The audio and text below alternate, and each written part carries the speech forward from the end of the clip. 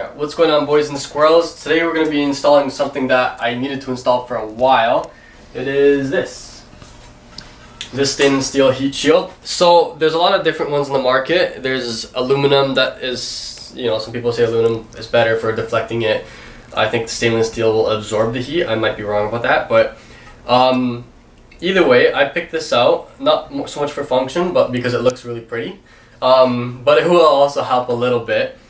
Something I'm gonna do, not in this video, but I will be planning on putting sort of like an adhesive, a radiant fabric on this, or not. I don't know if it would be a fabric. Like almost like an absorbent almost. It's like a heat shield on top of the heat shield. I don't know if that works, but just to deflect a little bit more on the back side, because I don't care what the back looks like. The front is the shiny part. So what we're gonna need for this basically is 4 new gaskets for the HS2 carburetors. I have 2 new gaskets. I can either make another 2, or what I could do is reuse the old ones. The reason why you don't want to reuse any old gaskets, at least for these, for the intake runners and stuff, is because if you have an air leak, you're not going to be able to have this car run like, it's going to run like poop. So basically we want to avoid that, so we're going to try to put new gaskets on it, but if it doesn't work out, it doesn't work out. We'll see. You know, I noticed when I was editing the videos, I say every 5 seconds. Yeah, that's okay. They say if you do that, you're really stupid. I mean... Oh yeah, I love the hood struts, dude. Alright, so if you'll notice, I did reinstall these bars the correct way because I had them in the opposite direction. So basically, I had the big tube on the bottom. The reason why I believe you're supposed to put them this way is so that I guess the hydraulic fluid or whatever's in here will lubricate this seal and I guess push crud down and keep this lubricated so these would last longer. That's what I was told. But that's not important right now. What we're gonna do today is obviously I think there's 4 bolts right over here. There's gonna be like a 9/16 or a 1/2 inch. 1, 2, and opposite on the bottom 3. because these are vertical. Whereas the oh, we got a little leak there. We're gonna pretend we don't see it though. So on the HS2s, they're vertical 4 holes like that. I believe on the HS4s, they're across from each other like this or something like that. They're slanted. But that's an easy telltale sign for these on the Spitfires. So what we're gonna go ahead and do is we're gonna crack these loose and see if we can get them off. Sweet. Let's do it. Okay, so the first thing we're gonna do here is this little springy over here. I guess this is just returns like little spring there. Yep. We'll disconnect it. Okay, so we're just gonna lift this guy out of there. Yep, you can see it perfectly. And she's out. And Sweet. We'll let her dangle down there. Just let her do a dangle, she's fine. Then we can go ahead and get these righty tighty lefty loosey dilly. There we Do go. that in elementary school. So a little spoiler, because I'm gonna be talking about something else. I bought a new Spitfire, another one. How many, Dan? How many is this now? This is my 5th one. It's okay. One thing is I was asking if there was any motor work done, and I think the guy said no. And I pointed to over here on the head, on the valve cover gasket, and there was a huge indent from these, I guess from these nuts going all the way down. And then he's like, okay, yeah, when he was in the States, I think they did like lifter work or something on it, but who knows, maybe we'll pop these off when I get the other car delivered. Take a look. And we can take a look and see if there's a roller lifters in there, something special. Dan's owned more cars, more Spitfires than like most regular people have owned cars. And they like, I've had one of them running and driving on the road. Let's make it clear, we're not bragging. They've been junk. They have been junk. This one's nice though. This is your nice one. Okay. Let's go loosen the bottom up. I might not be able to get it from underneath there. I don't even see it. I'm just gonna go by feel. Oh yeah, there you go. I think you're on it. Yep. Nice. And the good thing is the rest of it I can do by hand. Okay, so we're gonna unscrew these guys by hand.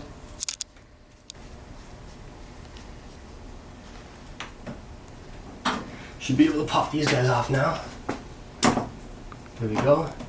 We'll bring them out a little bit more and we'll go the rest of the way. I think it might be a good idea to disconnect this stuff. Yeah. Right here. So you see there's a pin right there. We'll just pull that cotter pin out of place. Nice. We'll save her up there. Knock that guy out. And then these springs will come off just like this. Not very hard at all. Well, I mean, I say that and then now it doesn't want to come off. But Talk too soon, dude. not very hard at all. Yeah, so now the only things we have left is this little vacuum line, which can come out if it wants to. There you go. Just give it a little bit. Maybe she doesn't want it. So what I'm thinking is, I'm thinking fold it backwards. if I can lift them up and put them up backwards there, Yeah. Oh wow, the gaskets are actually like good. that would be good. But rip. What was that? That's okay. I'm gonna leave these here for a second. I'm gonna disconnect some stuff. So off camera a little bit, these guys kind of fell down. So these bars will synchronize the two carbs together. So when you go ahead and push and pull on the throttle, it'll spin these up and down. So this one is connected to the, I believe, choke, and this one's gonna be throttle. So top one throttle, bottom one choke. For now, this is gonna be impossible to do by yourself, to like put these together and go in, unless we were to go ahead and remove the fuel lines, this vacuum line, and the emissions line. So we're gonna go ahead and do that. There's a guest. Pizza's here. So I disconnected the fuel line right here, and also the vacuum line that goes into right here, and emissions lines from here. So the only thing left is gonna be this choke cable, which I'm not gonna disconnect fully. What I'm gonna do is lift this guy up and hopefully, Do you want two hands, dude? no, I'm good. Hopefully put her just like that, Sweet. and she'll be fine. Gaskets look And good. then once everything's in place where I need it to be, I can go ahead and reinstall these into the in between the carbs, and then try to balance her out and put her in there. But right now, Oh yeah. Shield. let's see if she fits. And you're probably wondering, am I gonna reuse these gaskets after going on about how you shouldn't reuse gaskets? Absolutely. Yep. They look mint though. Oh, dude, that's so Lines up nice. just That's right. like perfect. It looks perfect. Take a look. Doesn't look too bad. Sweet. Hopefully this clears it, but that's looking pretty good. Now what we're gonna do is we'll grab some new All the gaskets are fine. They look okay. They look And then you have new gaskets for the other side, right? Yeah. Sweet. Let's take a look at those. Okay, so these would be the gaskets if you were just to put the HS2s on. So this is your gasket for mounting to the intake manifold, and this is going to be for your filter. But we're not worried about the filter right now. I've got cork filters on for some reason. Cork. Like, Oh, the cork is good. No, doesn't Bob burn. says that and it leaks from the manifold.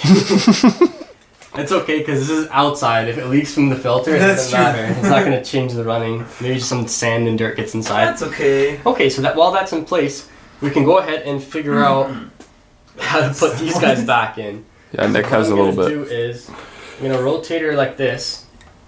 If there's any fuel inside, it's probably all gonna leak out, but that is fine. It's fine. It evaporates. Goes back into the environment where it came from. Maybe these guys might want a better gasket just because there's a little bit of the old gasket still sitting on there. But what we're gonna do is we're gonna get a razor blade, Scrape it off. give her a scrape. There's one. Ah, dude. This is how we do it from the factory. Yep, that's right. We'll just give Don't her. gouge the metal. That's what Dan used to do at Dodge. So I've seen people do it like this, and then they make a little incision in their thing. That's good. I don't even go flat. I kind of make the blade go the opposite direction of where I'm scraping from. Do you remember when we were doing my intake manifold, Dan? And you were doing that for the top of my block there? Yeah. Yeah, it was great because you were doing it just like that and you didn't leave any scuffs in my block. No scuffs, no scratches. You don't need any of that stuff. Nope. I remember you taught me that. You can also use a gasket remover, which I do have, but rubbing your finger works pretty good too. Yeah, it does. It works great, actually. Look at that. And Is don't it worry. RGB or is it an actual? No, it's like a paper gasket. gasket? Don't worry if it falls into these holes because this doesn't go into the engine. This is just literally for your stud. It's fine. Oh, Go small. This Wow. one, because it's on the top, this is going to make a difference if it does fall to here because then you're going to clog up your carburetor with your little debris. So we'll angle her down this way and scrape her up and out of the way. Looks good. It's gonna take a while. Okay, so we'll turn these guys just like that on their side, and we'll see where these guys go. So they're gonna go into here. You can kind of get an idea. Oh, look at that. Now they're separated. Let's put her back in there just to make things a lot easier for me. Yeah, there you go. Good. So, see these little holes? You want to line this up into the holes and into their little grooves where they have to go on the bottom. So, these guys will go over here on the bottom, just into there. And the same on the other side. Yep. It's going to be a little bit tricky, but it will work. That's one. There we go. Not just the other one. No, we just got it, yeah. The other one's up This there. one is facing this way. Yeah. Because if you remember how we took it off, it was just like this. This was connected to the throttle. Yep. So we put the springs up and out of the way. It's just a carburetor synchronizer is what it is. Yeah. Synchronizes the two We carbs. can do one side, It's cool how it works. put her down into the other side.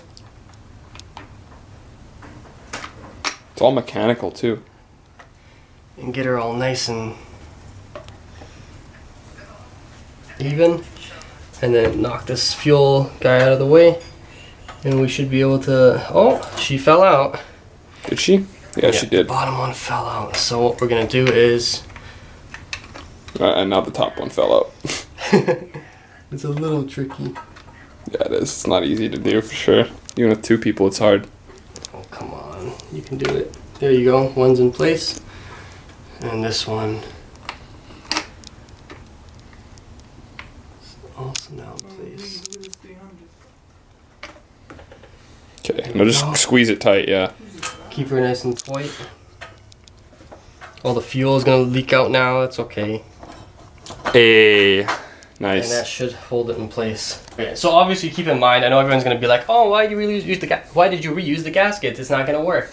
It probably will work, but if it doesn't, I have ordered new gaskets. They're just not here yet. I jumped the gun. I wanted to put this on just a, a little install video. But for now, what we can do is, we can go ahead and thread some of these nuts on the top. So again, you're going to have to pull this out just a little bit. Yep. Just so you can get these guys on the top without knocking down those synchronizer levers. I don't know the actual term for it. Somebody will know it, but Somebody in the comments. There we go. Oh yeah, that was easy. get the bottom ones on. Underneath. They're a little bit Definitely. tricky now because this Shield. is in the way. The shield's in the way. Just do it by feel. It's like high school all over again. Oh yeah. It's just about the confidence. You gotta pretend you know what you're doing. Yeah, I've done this heat shield a million times before. I don't know what to do. Oh boy. You should do a story time with that stuff too. Good. It'd be bad. That would be a fake though. There was no story time from high school. Yeah, me neither, dude. There was nothing for me either. Yeah. I hope you leave that in the video. Big pout. It'll help for sure. We'll get her nice and tight. Toy like a toiga. That one's pretty good. We'll do this one.